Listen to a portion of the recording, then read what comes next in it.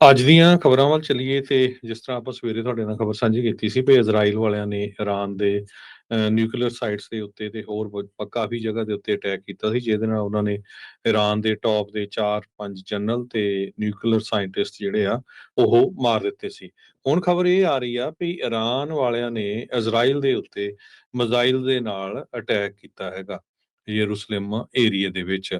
ਸੋ 100 ਤੋਂ ਵੱਧ ਜਿਹੜੀਆਂ ਡਰੋਨਸ ਆ ਉਹ ਵੀ ਵਰਤੇ ਗਏ ਹੈਗੇ ਆ। ਸੋ ਰਿਊਟਰਸ ਨੇ ਇਹ ਕਿਹਾ ਵੀ ਬਰੀਫਲੀ ਅਸੀਂ ਜੋ ਕੀ ਕੁਝ ਵਾਪਰਿਆ ਉਹਦੀ ਇਨਫੋਰਮੇਸ਼ਨ ਇਕੱਠੀ ਕਰ ਰਹੇ ਹੈਗੇ ਆ।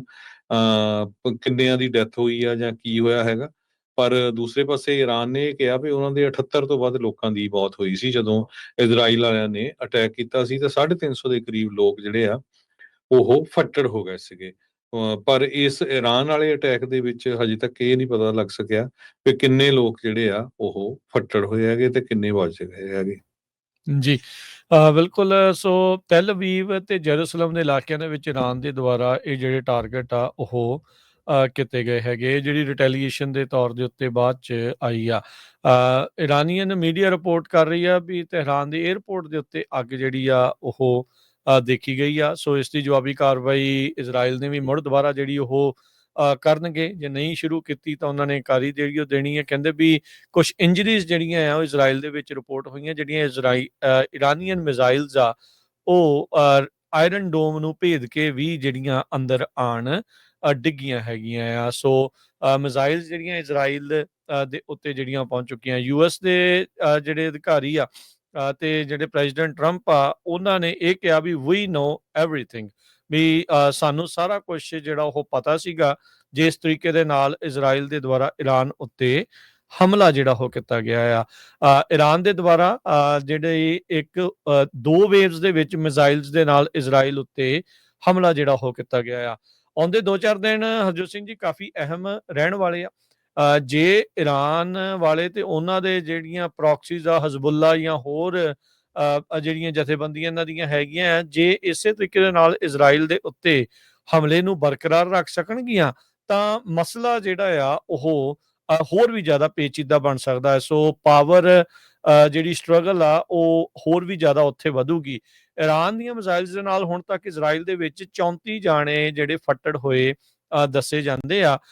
ਇਰਾਨ ਨੇ ਜਿਹੜਾ ਇਹ ਦਾਅਵਾ ਕੀਤਾ ਸੀਗਾ ਵੀ ਸਾਡੇ ਜਿਹੜੇ ਮਰਨ ਵਾਲੇ ਆ ਉਹਨਾਂ ਦੇ ਵਿੱਚ ਜਿਹੜੇ ਬਹੁਤੇ ਸਿਵਿਲੀਅਨ ਸੀਗੇ, ਜਿਨ੍ਹਾਂ 'ਚ ਬੱਚੇ ਤੇ ਔਰਤਾਂ ਵੀ ਜਿਹੜੀਆਂ ਉਹ ਸ਼ਾਮਲ ਸੀਗੀਆਂ। ਯੂਐਨ ਨੂੰ ਜਿਹੜੇ ਇਰਾਨ ਦੇ ਐਂਬੈਸਡਰ ਆ ਉਹਨਾਂ ਨੇ ਉੱਥੇ ਦਾਅਵਾ ਕੀਤਾ ਵੀ 78 ਲੋਕ ਜਿਹੜੇ ਉਹ ਮਾਰੇ ਗਏ ਹੈਗੇ ਆ। ਸੋ ਇਹ ਜਿਹੜੇ ਐਂਬੈਸਡਰ ਆ ਉਹ ਉੱਥੇ ਬੋਲੇ ਆ। ਉਧਰ ਇਜ਼ਰਾਈਲ ਦੇ ਦੁਆਰਾ ਵੀ ਜਿਹੜੇ ਹਮਲੇ ਆ ਉਹਨਾਂ ਨੂੰ ਉਸੇ ਤਰੀਕੇ ਦੇ ਨਾਲ ਤੇਜ਼ ਰੱਖਿਆ ਗਿਆ ਸੀ।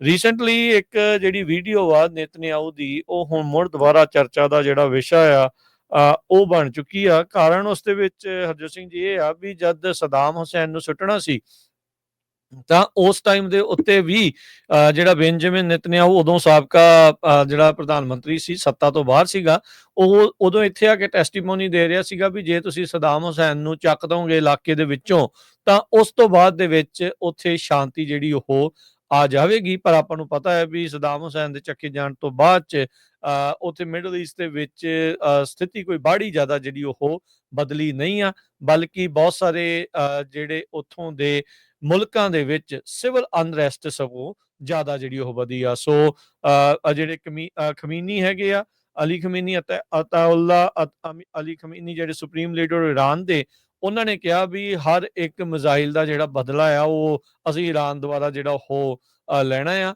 ਡੋਨਲਡ ਟਰੰਪ ਹੁਣਾਂ ਨੇ ਇੱਕ ਵਾਰੀ ਫੇਰ ਇਰਾਨ ਨੂੰ ਕਿਹਾ ਆ ਵੀ ਭਾਈ ਜਲਦੀ ਦੇਣੀ ਜਿਹੜੀ ਆ ਤੁਸੀਂ ਡੀਲ ਬਣਾ ਲਓ ਬਿਫੋਰ ਇਟਸ ਟੂ ਲੇਟ। ਪਿਛਲੇ 1 ਸਾਲ ਤੋਂ ਵੱਧ ਤੋਂ ਇਜ਼ਰਾਈਲ ਦੀ ਤਿਆਰੀ ਚੱਲ ਰਹੀ ਸੀ ਇਰਾਨ ਦੇ ਉਲਟ ਇਹਨਾਂ ਸਾਰੇ ਮਾਮਲਿਆਂ ਨੂੰ ਜਿਹੜਾ ਉਹ ਲੈ ਕੇ ਵੀ ਕਿਸ ਤਰੀਕੇ ਦੇ ਨਾਲ ਇਰਾਨ ਜਿਹੜਾ ਆ ਉਹ ਬਹੁਤ ਹੀ ਜਲਦੀ ਦੇ ਨਾਲ ਜਿਹੜਾ ਯੂਰੇਨੀਅਮ ਆ ਉਸਨੂੰ ਉਸਦੀ ਗੁਣਵੱਤਾ ਜਿਹੜੀ ਵਧਾ ਕੇ ਤੇ ਬੰਬ ਜਿਹੜਾ ਬਣਾਉਣ ਦੇ ਬਿਲਕੁਲ ਨਜ਼ਦੀਕ ਹੈਗਾ ਆ। ਸੋ ਫਾਈਨਲੀ ਉਹਨਾਂ ਨੇ ਕੱਲ ਬਹੁਤ ਸਾਰੇ ਇਲਾਕਿਆਂ ਦੇ ਉੱਤੇ ਹਮਲੇ ਜਿਹੜੇ ਕੀਤੇ। 200 ਤੋਂ ਵੱਧ ਫਾਈਟਰ ਜੈਟ ਇਜ਼ਰਾਈਲ ਦੇ ਇਰਾਨ ਦੀ ਜਿਹੜੀ ਏਅਰ ਸਪੇਸ ਦੇ ਵਿੱਚ ਦਾਖਲ ਹੋ ਕੇ ਉਹਨਾਂ ਨੇ ਉੱਥੋਂ ਏਅਰ ਸਟ੍ਰਾਈਕਸ ਵੀ ਜਿਹੜੀਆਂ ਉਹ ਕੀਤੀਆਂ ਆ। ਪਰ ਅੱਜ ਇਰਾਨ ਨੇ ਜਵਾਬੀ ਕਾਰਵਾਈ 'ਚ ਕੁਛ ਕੁ ਜਿਹੜੇ ਉਹਨਾਂ ਦੀਆਂ ਮਿਜ਼ਾਈਲਸ ਆ ਉਹ ਇੱਥੇ ਪਹੁੰਚਣ ਵਿੱਚ ਕਾਮਯਾਬ ਹੋਈਆਂ। ਬਹੁਤੀਆਂ ਨੂੰ ਆਇਰਨ ਡੋਮ ਨੇ, ਆਇਰਨ ਕਲੈਡ ਨੇ ਹਵਾ ਦੇ ਵਿੱਚ ਜਾਂ ਪਹੁੰਚਣ ਤੋਂ ਪਹਿਲਾਂ ਹੀ ਜਿਹੜਾ ਉਹਨਾਂ ਨੂੰ ਧਵਸਤ ਕਰ ਦਿੱਤਾ।